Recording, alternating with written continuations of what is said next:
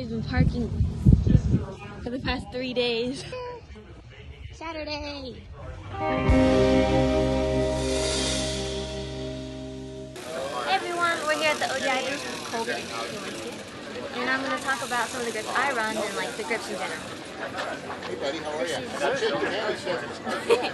I run the Connor Fields grip on my slalom bike.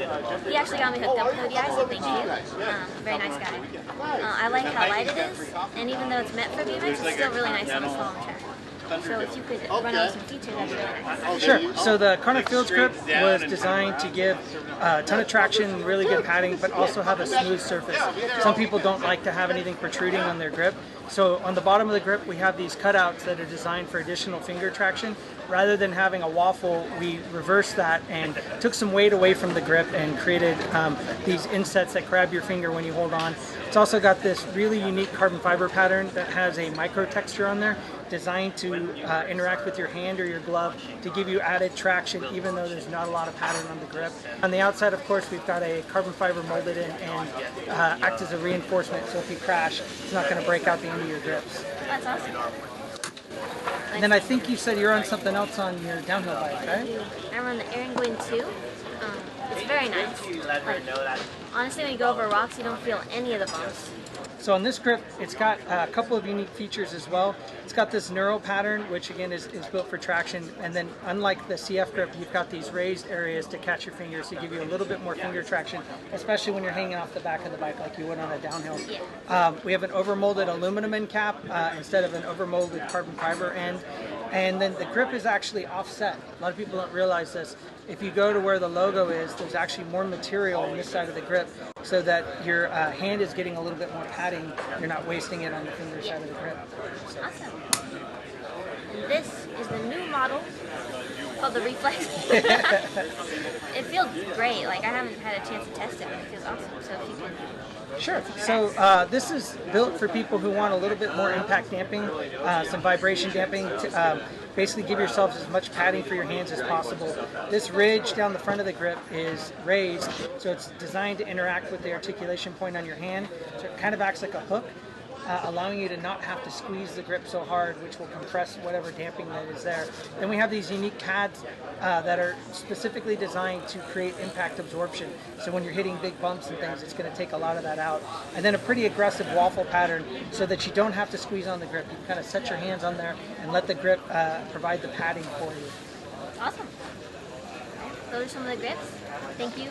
Thank you. It's great talking to you. Yes. Good luck this weekend. Thank you so much. So we're here at the 510 booth at Otter Classic 2023.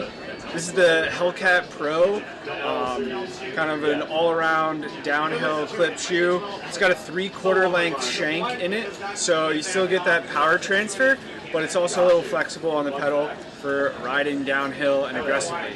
Tegan, I know you ride this shoe a lot. What is your favorite part about the shoe? It's very comfortable.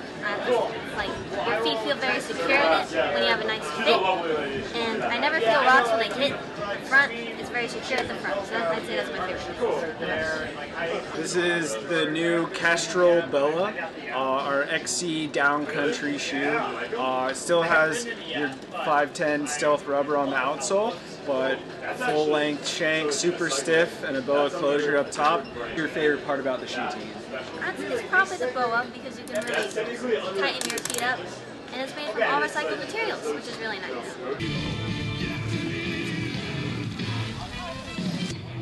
Great run for him. Come on, Tegan!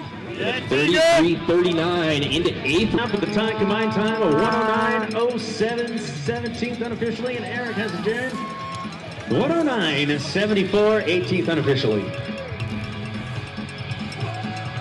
So we're getting down to... Yeah, I will. I took way too big of a gulp.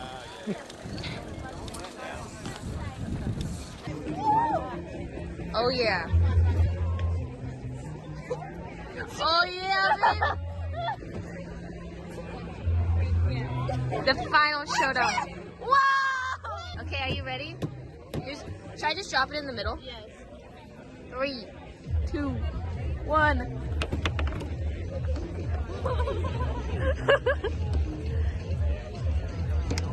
Yeah! Oh! W.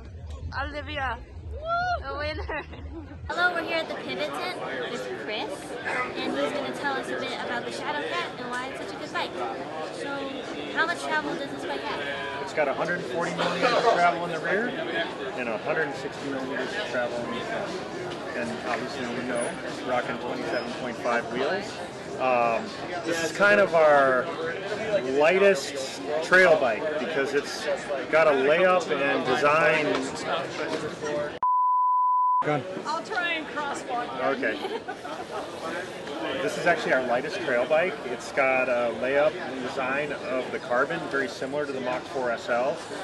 So frame weight without the linkages is actually within, I believe, 40 or 60 grams of the Mach 4 SL frame. So you've got almost a cross-country weight chassis, and it just builds up a really light bike with a good amount of travel. What do you like about it?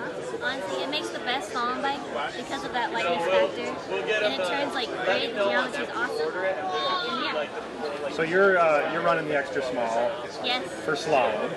It really mimics a dirt jumper for me, because that's like all I jump. So it makes it really easy to do those technical like Kyle straight rhythm sections.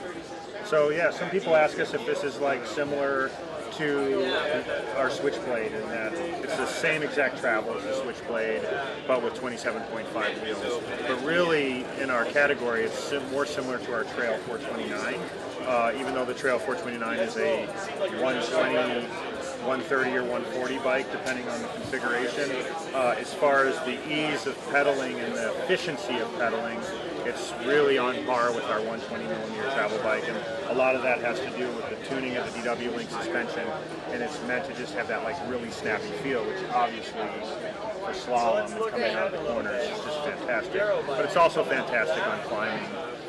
If you were going to ride this as your general everyday trail bike, you'd obviously step up to not from an extra small to a smaller and medium size frame. Okay, well, thank you for all the facts. Nice talking to you. Have a great day. You too. Sea Otter is a wrap. I actually felt really good on my bike yesterday during slalom, but I took a lot of heavy slams in the race. But it was still a good day overall. I'm going to heal up my leg and get ready for the next race.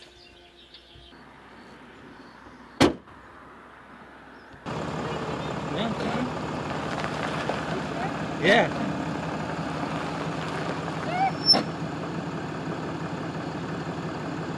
Go a little bit more. Okay, stop. Go back a little bit more.